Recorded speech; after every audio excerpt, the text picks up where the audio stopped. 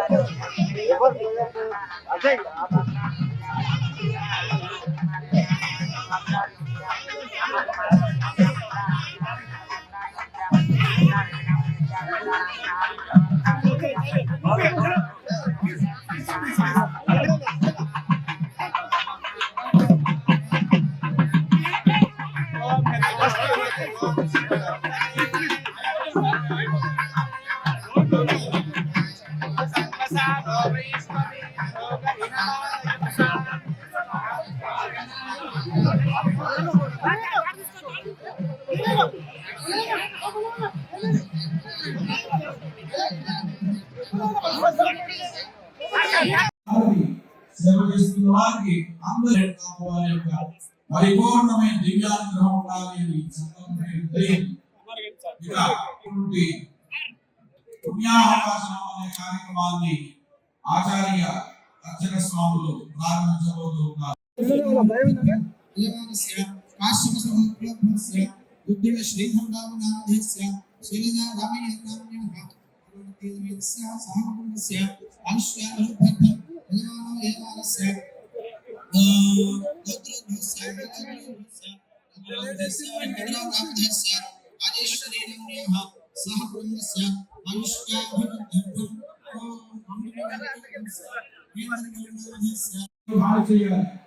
దయచేసి మండపం ఖాళీ చేయవలసిందిగా ప్రార్థన. మన ఈ ఎల్లమ్మ రేణుక అమ్మవారి తిరిగి మహారాష్ట్ర నుంచి, కర్ణాటక నుంచి, అనేక రాష్ట్రాల నుంచి ఎంతో మంది భక్తులు వచ్చి అమ్మవారికి హోమం సమర్పించేటువంటి శుభ సమయం.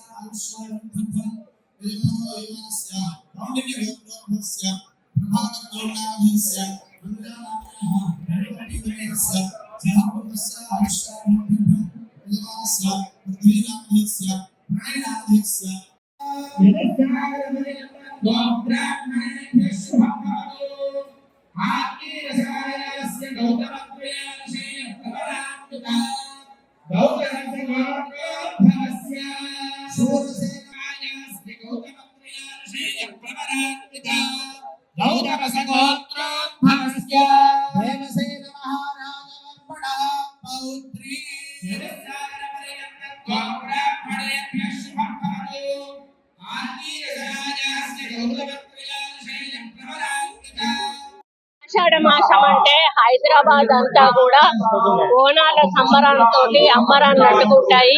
ఆషాఢ మాసం వచ్చిందంటే పెద్ద ఎత్తున హైదరాబాద్ పలు ప్రాంతాలలో నలుమూలలో ఉన్నటువంటి టెంపుల్లలో కూడా బోనాల సందడి నెలకొంటుంది.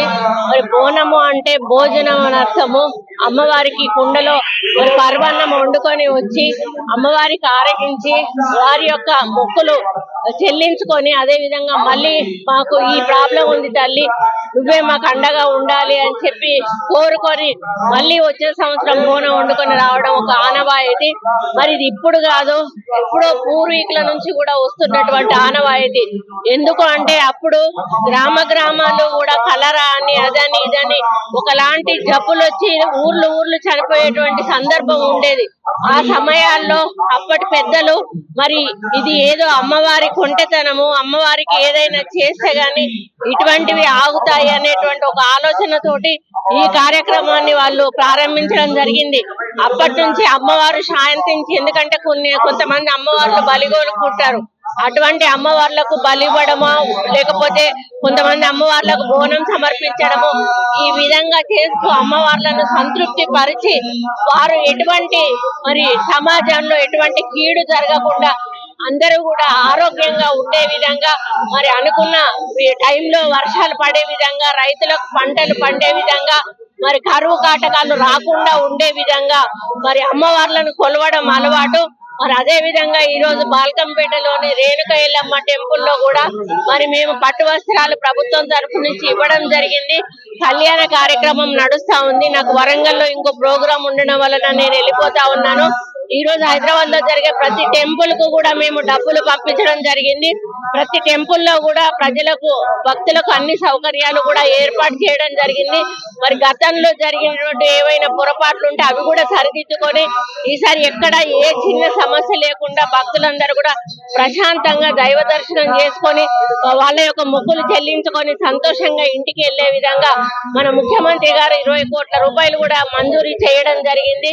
మరి మొన్న సరస్వతి పుష్కరాలు కూడా మీరు చూశారు. మరి గవర్నమెంట్ వచ్చినాక ఒకసారి సమ్మక్క సారలమ్మ జాతర కూడా నడిచింది. మళ్ళీ రేపు సమ్మక్క సారలమ్మ జాతర కూడా రాబోతా ఉంది. గోదావరి పుష్కరాలు రాబోతా ఉన్నాయి, కృష్ణా పుష్కరాలు రాబోతా ఉన్నాయి.